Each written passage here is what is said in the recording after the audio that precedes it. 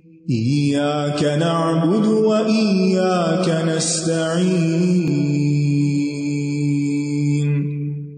اهدنا الصراط المستقيم.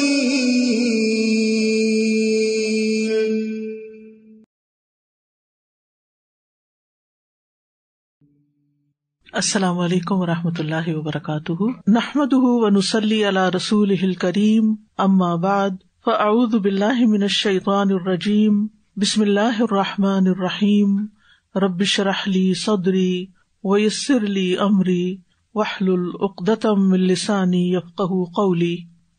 اعوذ باللہ پڑھنے کے بعد پھر ہم پڑھتے ہیں بسم اللہ الرحمن الرحیم، اللہ کے نام سے جو بہت مہربان نہایت رحم کرنے والا ہے۔ کیوں اللہ کے نام سے، کسی اور کے نام سے کیوں نہیں؟ پہلی وحی کے الفاظ کیا ہیں؟ اقرأ بسم ربک الذی خلق، پڑھو اپنے رب کے نام سے، یعنی بسم اللہ سے پڑھنا شروع کیا کرو۔ اعوذ باللہ کے بعد بسم اللہ، پڑھو اپنے رب کے نام سے۔ اور ویسے بھی بسم اللہ سورۃ الفاتحہ کا حصہ ہے، تو بسم اللہ اللہ کے نام سے ہم آغاز کرتے ہیں۔ مفسر طبری کہتے ہیں اللہ تعالیٰ نے اپنے نبی محمد صلی اللہ علیہ وسلم کو ادب سکھایا کہ اپنے تمام کاموں اور اہم مواقع سے پہلے اللہ تعالیٰ کے اسماء حسنی اور اس کی صفات عالیہ کا ذکر کریں۔ تو بسم اللہ الرحمن الرحیم میں ایک آیت کے اندر 3 نام آ گئے ہیں، اللہ، الرحمن، الرحیم، ٹھیک ہے۔ تو آپ صلی اللہ علیہ وسلم نے ہمیں یہی طریقہ سکھایا ہے کہ ہم اپنے ہر کام کا آغاز بسم اللہ سے کریں۔ سورۃ التوبہ کے علاوہ باقی تمام سورتوں کے شروع میں بسم اللہ آتا ہے، اور پھر سورۃ النمل میں آتا ہے، تو کل 114 بار بسم اللہ الرحمن الرحیم آتا ہے۔ تو لفظ اسم سے اللہ کا ہر نام مراد ہے، بسم ساتھ نام اللہ، اللہ کے۔ تو کیا مطلب ہوا؟ صرف لفظ اللہ مراد ہے یا سارے نام مراد ہیں؟ سارے نام، کیونکہ اللہ کے نام سے، تو اللہ کا نام ہمیں 99 نیمز کی تو حدیث ملتی ہے، اور اس کے علاوہ بھی ہیں، اور کچھ نام اللہ تعالیٰ نے اپنے ہمیں بتائے ہی نہیں ہیں۔ سارے ناموں سے ہم آغاز کرتے ہیں، سارے ناموں کا ذکر ہم کر رہے ہیں۔ اسم کہہ کے ہم نے کیا کیا؟ اللہ کے سارے نام اپنے ذہن میں رکھے۔ تو نیکسٹ ٹائم جب بسم اللہ پڑھیں آپ تو کیا سوچیں؟ اللہ کے جتنے بھی نام ہیں وہ سارے ہی میں ذکر کرتی ہوں۔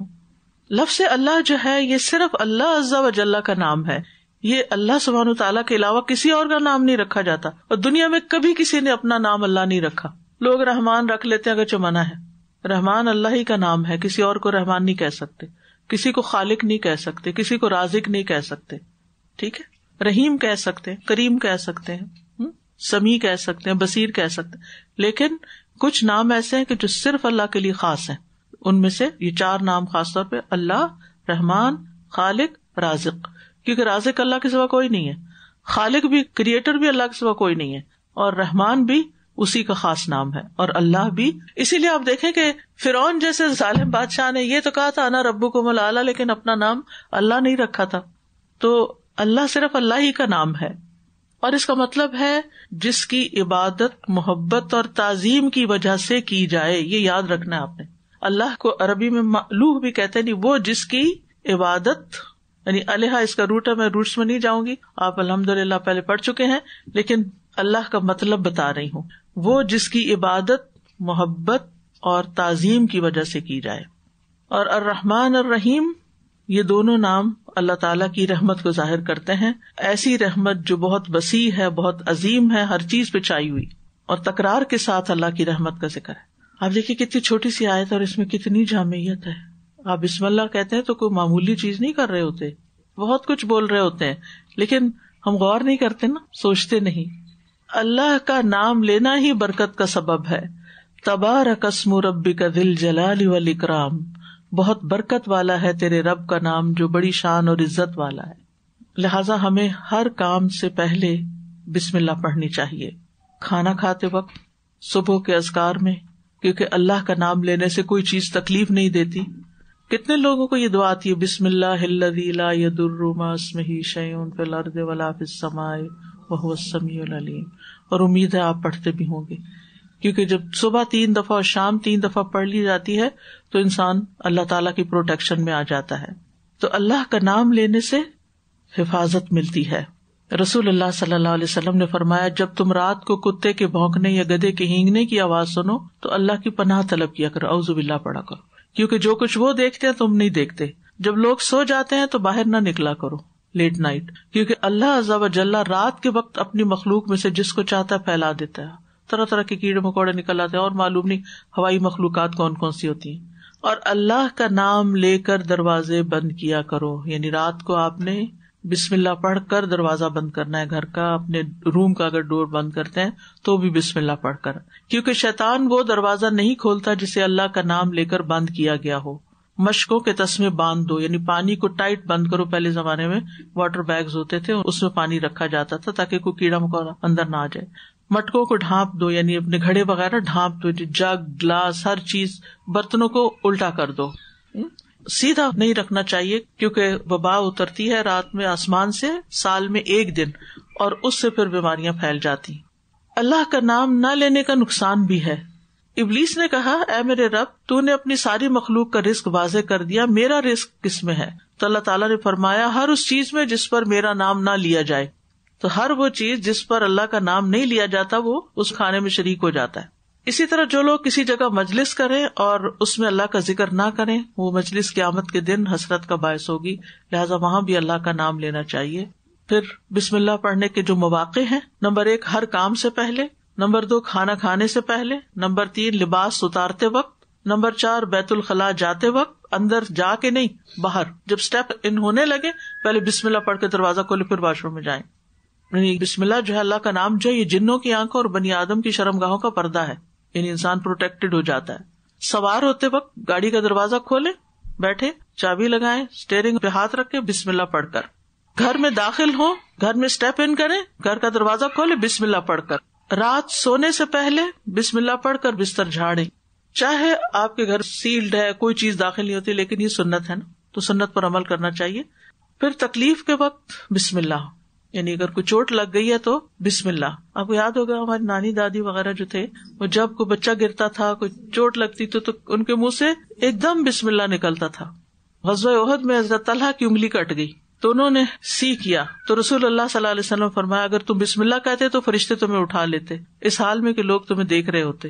پھر درد والی جگہ پر بسم اللہ پڑھ کر دعا پڑھنی چاہیے.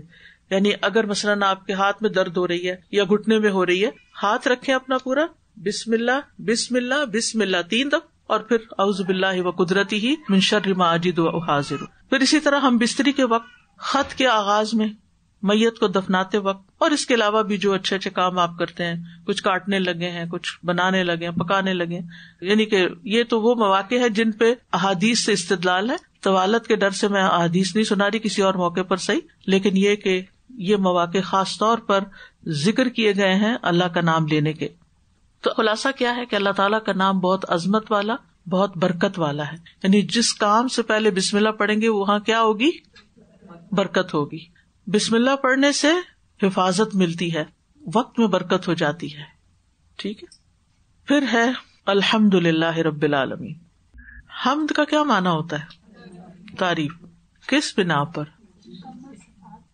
کسی کی خوبی کی وجہ سے اس کی تعریف کرنا، کسی کی خوبی کی وجہ سے اس کی تعریف کرنا حمد کہلاتا ہے. اور اس میں جو ال ہے نا، الحمد، ال کا معنی ہے ساری، سب. عربی میں کہتے ہیں استغراق کے لیے ہے، یعنی اس نے ہر چیز کو شامل کر لیا. تعریف کی جتنی بھی قسمیں ہیں ان سب کا مستحق اللہ ہے، یعنی جو تعریف بھی ہے وہ اللہ ہی کی ہے، کسی اور کی نہیں. مثلاً آپ کسی انسان کی بھی تعریف کرتے ہیں نا تو وہ دراصل اللہ کی تعریف ہے، کیونکہ اللہ نے اس کو یہ سب کچھ دیا اور بنایا. مثلا پھول کی تعریف آپ کرتے ہیں، کتنا پیارا پھول ہے، تو کریڈٹ کس کو جاتا ہے؟ چاند کو دیکھتے ہیں سبحان اللہ کہتے ہیں، کوئی خوبصورت چہرہ دیکھتے ہیں، کوئی خوبصورت لباس دیکھتے، کوئی بھی چیز دیکھتے ہیں جس میں بھی کوئی خوبی پائی جاتی تو آپ فوراً کیا کہتے ہیں؟ سبحان اللہ، الحمد للہ. پھر عربی میں محبت اور تعظیم کے ساتھ کسی کی تعریف کرنا، مکمل تعریف. یعنی حمد میں محبت اور تعظیم بھی ہوتی ہے. ایک تو یہ کہ جس چیز کی آپ حمد کر رہے ہیں اس کے اندر خوبی ہوتی ہے، پھر آپ کی تعریف محبت اور تعظیم کی وجہ سے ہوتی ہے، کیونکہ انسان کبھی اس کی تعریف کرتا ہے جس سے وہ محبت کرتا ہے، اور کبھی اس کی تعریف کرتا ہے جس کی وہ تعظیم کرتا ہے. لیکن جب انسان اللہ کی تعریف کرتا ہے تو اس میں محبت اور تعظیم دونوں ہونی چاہیے, تب وہ حمد کہلائے گی. بادشاہوں کی تعریف کیا کہلاتی ہے؟ مدح. نبی صلی اللہ علیہ وسلم کی تعریف میں جو ہم نعت پڑھتے ہیں اس کو بھی عربی میں مدح رسول کہتے ہیں. ٹھیک ہے, آپ دیکھیے کہ مدح انسان بعض اوقات اس کی بھی کرتا ہے جس سے اس کو محبت نہیں بھی ہوتی. یہاں میں رسول اللہ صلی اللہ علیہ وسلم کی بات نہیں کر رہی, عام بات کر رہی. جیسے شاعر حضرات بادشاہوں کے قصیدے لکھتے تھے تو کیا خیال ہے وہ ان سے لازمی محبت کرتے تھے؟ نہیں, انہیں ان سے انعام لینا ہوتا تھا, لہٰذا ان کی خوشامد کرتے تھے. تو مدح ایک طرح سے خوشامد کے معنوں میں بھی آ جاتی ہے. لیکن حمد جو ہوتی ہے اس میں محبت اور تعظیم پائی جاتی ہے, ادب اور احترام پایا جاتا ہے اور محبت بھی پائی جاتی ہے. اسی طرح حمد کے اندر شکر کا معنی بھی پایا جاتا ہے, لیکن دونوں میں فرق ہے. شکر کسی نعمت کے ملنے پر کیا جاتا ہے, ٹھیک ہے. حمد نعمتوں کے ملنے پر بھی کی جاتی ہے اور اس کے علاوہ بھی اچھے اچھے کاموں پر کی جاتی ہے. مثلاً آپ کسی کے اچھے اخلاق کی تعریف کرتے ہیں تو آپ اس کی تعریف کیوں کر رہے ہیں کہ اس کا اخلاق اچھا ہے, لیکن اس کا یہ مطلب نہیں کہ اس سے آپ کو کوئی فائدہ بھی پہنچا ہے. اسی طرح آپ کسی کی تعریف کرتے ہیں اس کی کسی خوبی کی وجہ سے, لیکن ضروری نہیں کہ وہ آپ کو کچھ دے بھی. اور بعض اوقات آپ کسی کی تعریف کرتے ہیں اس کے دینے کی وجہ سے. تو جب آپ کو کوئی چیز دیتا ہے کوئی, تو آپ کیا کرتے ہیں, اس کا شکریہ ادا کرتے ہیں. ٹھیک ہے, تو شکر جو ہے نعمت یا احسان کے مقابلے پر ہوتا ہے. ٹھیک ہے, اور ہم جو ہے اس میں شکر بھی ہے اور تعریف بھی ہے. للہ, اللہ کے لیے یا اللہ ہی کے لیے ہے. یہ جو لام ہے نا یہ الگ ہے, اور اللہ لی اللہ یوں ہے, تو للہ جوڑ کے پڑھتے ہیں اس کو. للہ اللہ کے لیے ہے, اور اس کو کہتے ہیں کہ یہ اللہ کے لیے خاص ہے, یعنی اللہ ہی کے لیے ہے, کیونکہ اللہ سبحانہ تعالیٰ کے جو صفات ہیں اور جو اس کے کمالات ہیں وہ کسی اور کے اندر نہیں ہیں.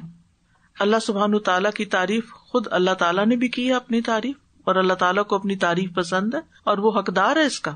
فرشتے بھی اس کی تعریف کرتے ہیں, انسان بھی تعریف کرتے ہیں, جنات بھی تعریف کرتے ہیں, اور باقی ساری مخلوق بھی کیا کرتی ہے, اس کی تسبیح کر رہی ہے. اسی طرح ہر جگہ اس کی تعریف ہے, آسمانوں میں بھی, زمین پر بھی, اور ان کے درمیان بھی, اور عرش پر بھی. وَلَهُ الْحَمْدُ فِي السَّمَاوَاتِ وَالْأَرْضِ. پھر اسی طرح زمانے کے اعتبار سے بھی, ماضی میں بھی ہوتی رہی, اب بھی ہو رہی ہے, آئندہ بھی ہوگی, آخرت میں بھی ہوگی. ٹھیک ہے, وَهُوَ اللَّهُ لَا إِلَٰهَ إِلَّا هُ لَهُ الْحَمْدُ فِي الْأُولَىٰ وَالْآخِرَةِ. دنیا میں بھی آخرت میں بھی. سمجھ آ گئی؟ یعنی کرنے والے کے اعتبار سے بھی ہر کوئی کر رہا ہے, جگہ کے اعتبار سے بھی, زمانے کے اعتبار سے بھی اللہ ہی کے لیے ہے تعریف. پھر اسی طرح آپ دیکھیں کہ زبان سے بھی, بلند آواز سے بھی, آہستہ آواز سے بھی, دل سے بھی. ٹھیک ہے, یہ سب ہم کیا کرتے ہیں, اللہ کی حمد کر سکتے ہیں. ہمارے اندر یا کسی کے اندر کوئی بھی جو خوبی ہے وہ سب بھی اللہ کی دین ہے, لہذا اللہ ہی کی تعریف ہے. تو یہاں پر جو کہ کہا گیا کہ الحمدللہ کون ہے اللہ, آگے اس کی کچھ صفات بتائی گئی ہیں. رب العالمین, الرحمن الرحیم, مالک یوم الدین. ان تین چیزوں کی بنیاد پر, یعنی اس کے رب ہونے پر, اس کے رحمان و رحیم ہونے پر, اور اس کے مالک ہونے پر اللہ کی تعریف ہے. ٹھیک, ویسے تو بہت سی وجوہات ہیں, لیکن سورۃ الفاتحہ میں ان تین چیزوں کا ذکر کیا گیا ہے. اب جہاں تک رب کا تعلق ہے, رب کا مطلب ہوتا ہے وہ سردار جس کی اطاعت ہوتی ہے. پھر اس کا معنی مالک اور پرورش کرنے والا بھی ہے, یعنی ہر چیز کو پیدا کر کے ضروریات مہیا کرنے والا. رب کے اندر تین صفات پائی جاتی ہیں, خلق, ملک یا ملک, اور تدبیر. وہ پیدا بھی کرتا ہے, وہ خالق ہے, وہ مالک ہے, وہ مدبر ہے. اس لیے جب کبھی آپ کہیں کہ رب کون ہے, آپ سے پوچھے تو آپ کہیں خالق, مالک, مدبر. اور جہاں تک رب کا تعلق ہے تربیت کرنے والا, تو وہ مخلوق کی دو طرح سے تربیت کرتا ہے, عام تربیت اور خاص تربیت. عام تربیت یہ ہے کہ اللہ تعالیٰ نے مخلوقات کو پیدا کیا, ان کو رزق دیا, اور ان کو وہ طریقے سکھائے کہ جس سے وہ اپنی دنیا میں زندہ رہ سکیں. خاص تربیت وہ اپنے خاص بندوں کی کرتا ہے, جیسے اولیاء کی, پیغمبروں کی. ان کی تربیت وہ ایمان کے ساتھ کرتا ہے, ایمان کی توفیق دیتا ہے, صحیح راستے پہ چلنے کی توفیق دیتا ہے, ان سے نیکی کے کام لیتا ہے, خیر کے کام لیتا ہے. تو خاص تربیت کیا ہے, جس کی وجہ سے انسان کو بھلائی کی توفیق مل جاتی ہے. اسی لیے آپ دیکھیں کہ انبیاء کی اکثر دعائیں رب سے شروع ہوتی ہیں، ربنا ربی. حضرت ابراہیم کی دعائیں دیکھیں، حضرت یوسف علیہ السلام کی دیکھیں، باقی پیغمبروں کی دیکھیں، وہ سب جب دعا کرتے ہیں تو رب کہہ کے پکارتے ہیں اللہ تعالیٰ کو. یا اللہ نہیں کہتے بلکہ رب کہتے ہیں.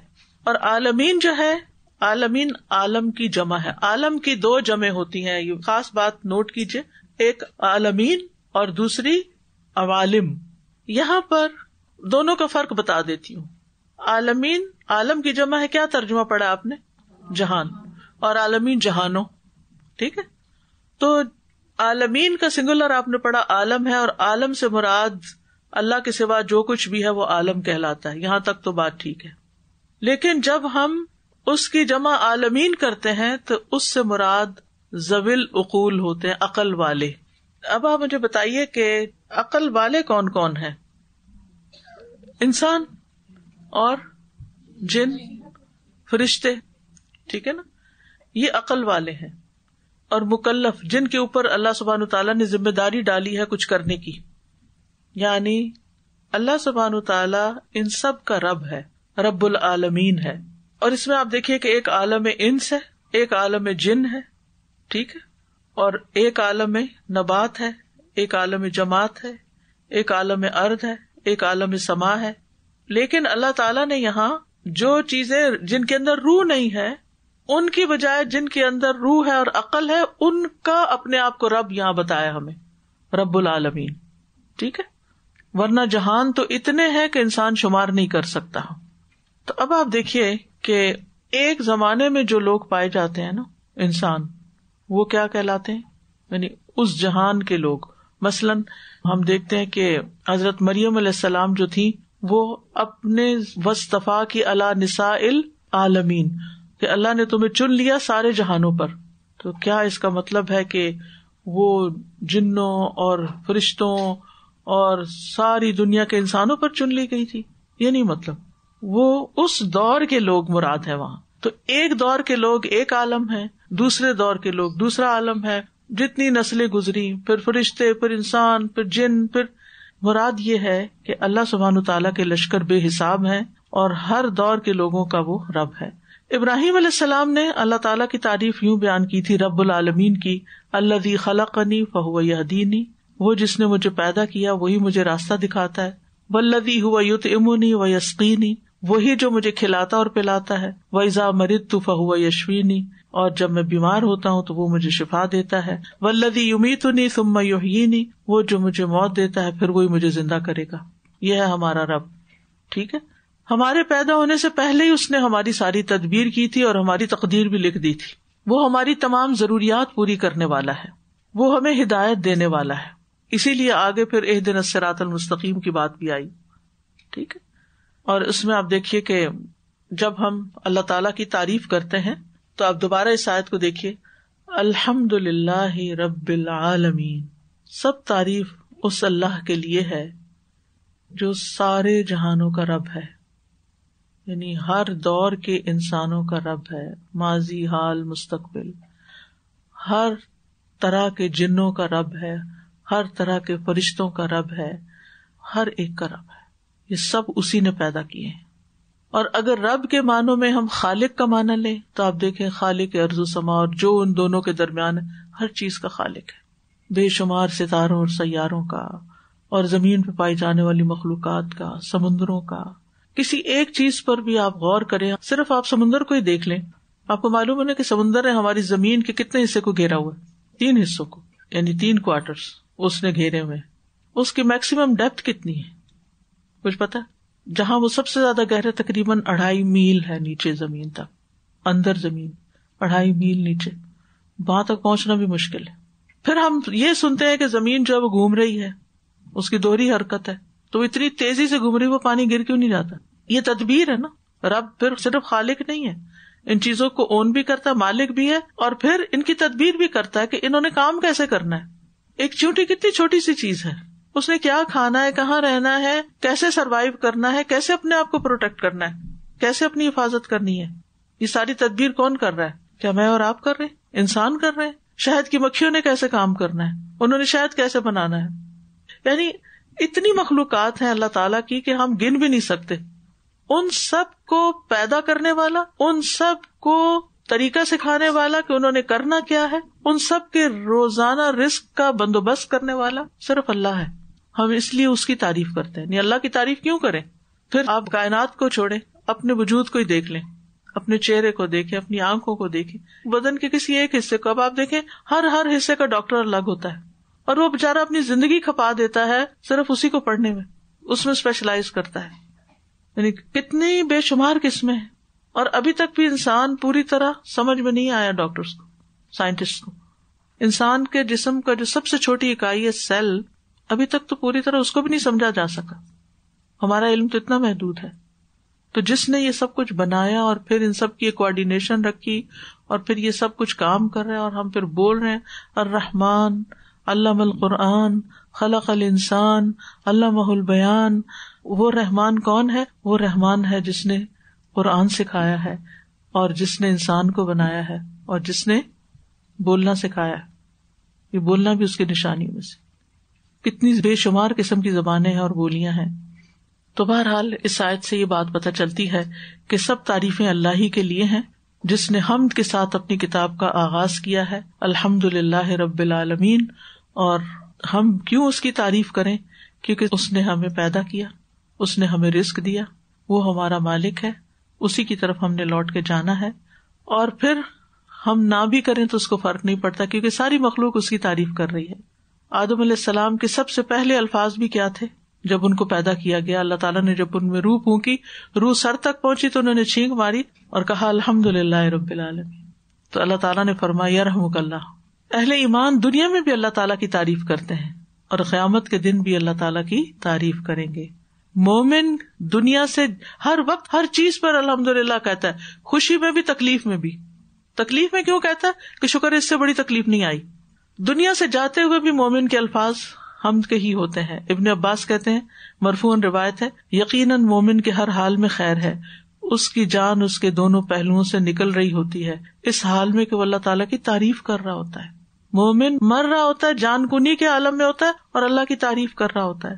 اور مومن جب جنت میں پہنچے گا تو آخری پکار ان کی کیا ہوگی؟ وآخر دعوانا ان الحمد للہ رب العالمین. اس میں شکر بھی ہے، اس میں عبادت بھی ہے، اس میں اللہ کی رضا حاصل کرنا بھی ہے. سب سے افضل بندے وہ ہوں گے جو دنیا میں تعریف کرنے والے ہوں گے، تو قیامت کے دن وہ سب سے افضل مقام پہ ہوں گے. ایک دفعہ الحمدللہ کہنا میزان کو بھر دیتا ہے، اور اگر الحمدللہ کثیرہ کہہ دیا جائے تو اور بھی زیادہ وزنی ہو جاتا ہے. ایک آدمی نے کہا الحمدللہ کثیرہ، تو وہ کلمہ فرشتے کو لکھنے پہ بڑا بھاری ہو گیا کہ اس کا اتنا وزن ہے میں لکھ نہیں پا رہا. تو اللہ تعالیٰ سے اس نے پوچھا تو اللہ تعالیٰ نے فرمایا جس طرح میرے بندے نے کثیرہ کا ایسے ہی لکھ دو، یعنی اس کا اجر پھر اللہ ہی کے ذمہ ہے. بغیر کسی وجہ کے آپ صرف زبان سے کہہ دیتے ہیں الحمدللہ رب العالمین، 30 نیکیاں لکھ دی جاتی. ایک تو ہوتا ہے نا کوئی چیز یاد آتی ہے، کچھ کھاتے ہیں پیتے ہیں، سو کے اٹھتے ہیں، آپ الحمدللہ کہتے ہیں، لیکن ایسے ہی کہہ دیا تو بھی آپ کو بے پناہ اجر ملے گا.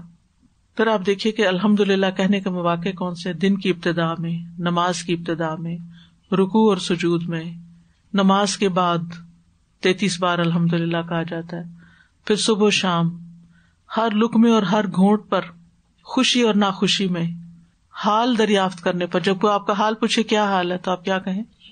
شکر الحمدللہ. نعمت ملنے پر، چھینک مارنے کے بعد، مصیبت زدہ شخص کو دیکھ کر، کاموں کے اختتام پر، بستر پر لیٹتے وقت، تکلیف کے وقت، ہر خطبے کے آغاز میں، دعا مانگنے سے پہلے. نبی صلی اللہ علیہ وسلم فرمایا جب کوئی آدمی اللہ سے سوال کا ارادہ کرے تو پہلے وہ اللہ کی ایسی حمد و ثنا بیان کرے جو اس کے لائق ہو، پھر درود پڑھے، اس کے بعد دعا کرے، تو اس طرح وہ اپنی مطلوبہ چیز پا لے گا. تو آج کے لیے یہاں تک ہی کافی ہے. قرآن مجید پڑھنے کا مقصد کیا ہونا چاہیے؟ سبق حاصل کرنے کے لیے، نصیحت حاصل کرنے کے لیے، عمل کرنے کے لیے، ہدایت حاصل کرنے کے لیے، رحمت پانے کے لیے، روشنی پانے کے لیے، دنیا میں بھی، قبر میں بھی، حشر کے دن بھی، پل صراط پر بھی. ٹھیک ہے. قرآن کو بابرکت کتاب کیوں کہا جاتا ہے؟ کتاب انزلناہ الیک مبارک. مبارک کیوں ہے یہ کتاب؟ کیونکہ اس میں بہت زیادہ خیر ہے، اس میں وسیع علم ہے، ہر چیز کا احاطہ کرتی ہے، یہ ہر حکم کا، ہدایت ہے، بیماری سے شفا ہے. سورۃ فاتحہ کی ترتیب کا نمبر کون سا ہے؟ 4. سورۃ فاتحہ کی فضیلت شفا ہے اور اس کو پڑھنے سے دعا قبول ہوتی ہے. یہ قرآن کی سب سے افضل سورت ہے. اس کے بغیر نماز نہیں ہوتی. لازمی شفا دینے والی سورت ہے. اس کے بعد دعا قبول ہوتی ہے. یہ نماز کا رکن ہے. اعوذ باللہ کیوں پڑھے؟ تعوذ کیوں پڑھے؟ شیطان کے شر سے بچنے کے لیے. اس سے کیا فائدہ ہوتا ہے؟ انسان اللہ کی پناہ میں حفاظت میں آ جاتا ہے. اور کیا ہوتا ہے؟ انسان فوکسڈ ہو جاتا ہے. شیطان کون ہے انسان کے لیے؟ کھلا دشمن ہے. ان الشیطان لکم عدو فاتخذوہ عدوا. شیطان کیا چاہتا ہے؟ جنت سے روکنا چاہتا ہے. قرآن مجید میں آتا ہے انما یدعو حزبہ لیکونوا من اصحاب السعیر. وہ اپنے گروہ والوں کو صرف اس لیے بلاتا ہے کہ وہ بھڑکتی آگ میں جا پڑے، یعنی وہ ہمیں جہنم میں لے جانا چاہتا ہے. اعوذ باللہ پڑھ کر قرآن مجید پڑھنے کا فائدہ کیا ہے؟ ہم وسوسوں سے بچ جاتے ہیں، قرآن کا صحیح معنی اور مفہوم سمجھ پاتے ہیں. ٹھیک ہے. اپنی کمزوری کا اعتراف کرتے ہیں. ٹھیک ہے. اللہ کا حکم ماننے میں آسانی ہو جاتی ہے. جی، ہر شر سے بچ کے خیر کی طرف انسان نکل جاتا ہے. یعنی شیطان کا کام ہے انسان کو قرآن کی اصل معنی سے پھیر دینا. اب اہل کتاب کیا کر رہے تھے اپنی کتاب کے ساتھ؟ یحرفون الکلمہ عن مواضعہ. کلام کو اپنی جگہ سے پھیر دیتے تھے. یعنی بات کچھ ہوتی تھی، اس کو کچھ اور طرف لے جاتے تھے. تو یہ شیطان کا کام ہے. وہ شیطان کے پھندے میں آ گئے. ہم نے اللہ کی پناہ لینی ہے، حفاظت مانگنی ہے، تاکہ ہم کوئی غلط بات نہ کریں اور نہ ہی اس کو آگے پھیلائیں. سورۃ الفاتحہ جو ہے اس کی کیا فضیلت ہے؟ شفا ہے، ام القرآن ہے، 7 مثانی قرآن عظیم. بسم اللہ کا کیا مطلب ہے؟ اللہ کے نام سے. کون سا نام؟ تمام نام. اللہ کا کیا مطلب ہے؟ وہ معبود جس کی عبادت صرف نہیں، کس طرح عبادت کی جائے؟ محبت اور تعظیم کے ساتھ. اللہ کا نام لینا کیوں ضروری ہے؟ بابرکت نام ہے. کوئی چیز اس کے نام سے تکلیف نہیں دیتی. اللہ کا نام لینے سے ہمیں حفاظت ملتی ہے. ٹھیک ہے. کب کب بسم اللہ پڑھنی چاہیے؟ ہر کام سے پہلے. مثلاً کھانا کھانے سے پہلے، لباس اتارنے سے پہلے، بیت الخلاء جانے سے پہلے، سوار ہوتے وقت، گھر میں داخل ہوتے وقت، مسجد کے اندر داخل ہوتے وقت، نکلتے وقت، رات سوتے وقت، تکلیف کے وقت، درد والی جگہ پر آرام کے لیے، ہم بستری کے وقت، خط وغیرہ لکھتے وقت، میت کو دفناتے وقت. ٹھیک ہے.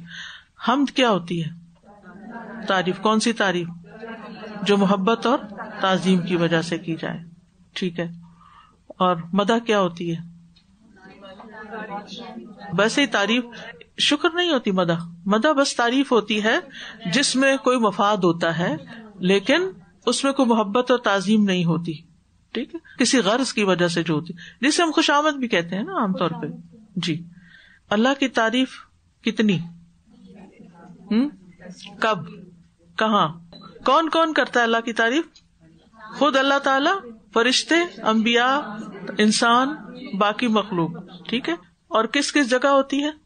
آسمانوں میں، زمین میں، ہر جگہ، اور اس کے درمیان اور عرش پر بھی. اور کس کس زمانے میں؟ وقت کے ہر زمانے میں، دنیا میں بھی اور آخرت میں بھی. اور رب کون ہوتا ہے؟ خالق، مالک، مدبر. اور رب جو تربیت کرتا ہے. تربیت کتنی قسم کی ہوتی ہے؟ 2 قسم کی. ایک عام ہے کھلانا پلانا، اور یہ سب جو ہم سارے ماں باپ اپنے بچوں کی کر رہے ہیں، کھلانا پلانا، ان کی تعلیم اور ان کی شادی کر دینا. ٹھیک ہے. اور خاص تربیت کون سی ہوتی ہے؟ ہدایت دینا ان کو. ایک عام تربیت ہوتی ہے، ایک خاص تربیت ہوتی ہے. تو اللہ تعالیٰ تربیت کرتے ہیں اپنے خاص بندوں کی، ان کو ہدایت دیتے ہیں، ان کو سیدھے راستے پہ چلاتے ہیں. عالمین کا سنگولر کیا ہے؟ عالم. عالم میں ہر مخلوق ہے اللہ کے سوا. ٹھیک ہے.